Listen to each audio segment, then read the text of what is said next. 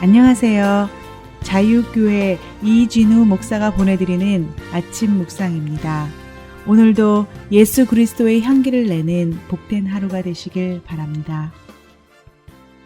10월 17일 월요일 아침 묵상입니다. 오늘은 화평이 아니라 검을 주러 왔다라는 제목으로 마태복음 5장 9절의 말씀 묵상합니다. 화평케 하는 자는 복이 있나니 그들이 하나님의 아들이라 일컬음을 받을 것이미요. 새로운 일상을 시작하는 월요일 아침입니다. 한 주간도 묵상을 통해 주님과 동행하는 복된 한 주간 되시길 바라며 월요일 아침 묵상 시작합니다.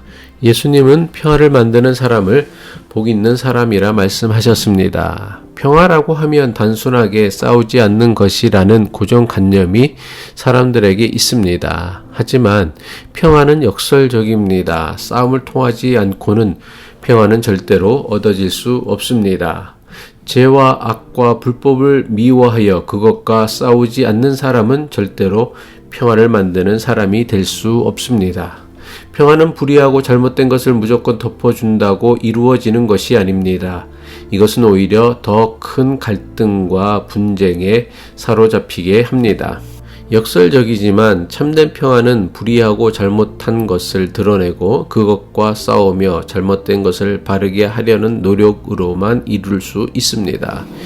교회에서 흔하게 범하는 잘못이 있습니다. 교회에서 무슨 문제만 있으면 대부분 교인이나 목사가 레파토리처럼 은혜롭게 합시다라는 말을 반복합니다. 말은 은혜롭게 라고 하지만 실제 속내는 웬만하면 그냥 적당히 덮어두고 넘어가자라는 의미로 사용되는 말입니다. 하지만 이것은 성경이 가르치는 은혜가 아닙니다. 은혜롭게 하자는 말은 죄는 미워하지만 사람은 용서할 수 있을 때만 사용할 수 있는 말입니다.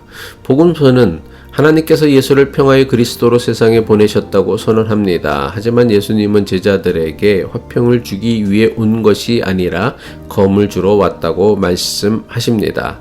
마태복음 10장 34절 예수님께서 제자들에게 하신 말씀이죠.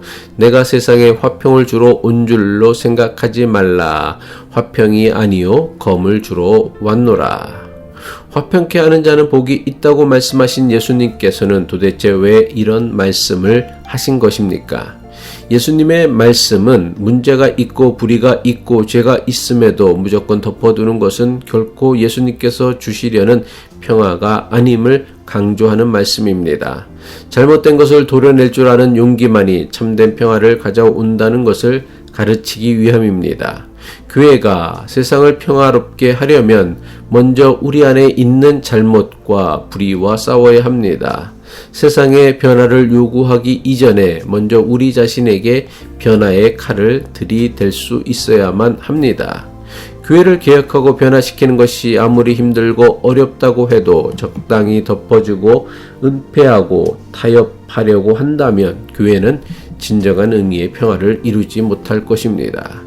죄가 있는 곳에는 절대로 평화는 없습니다. 악이 있는 곳에는 절대로 평화는 없습니다. 불법이 있는 곳에 평화가 있을 수 없습니다. 따라서 악과 싸우지 않고는 평화는 없습니다. 죄와 싸우지 않고는 평화는 없습니다. 불의와 싸우지 않고는 평화는 없습니다. 그런데 평화를 만들어 가기 위해 악과 죄와 불의와 싸울 때에 반드시 주의해야 할 매우 중요한 사실이 있습니다.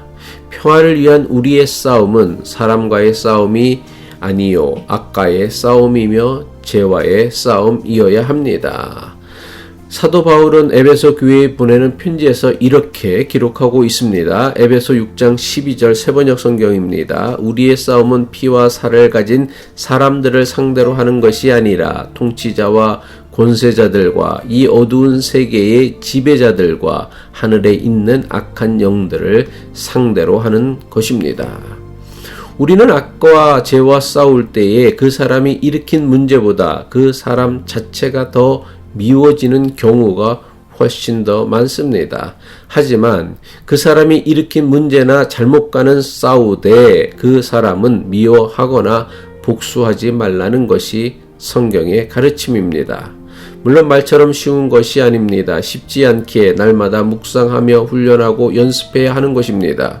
우리는 문제를 해결하려고 하다가 사람까지 잡습니다. 반대로 사람을 살리려 하다가 문제까지 덮어버립니다.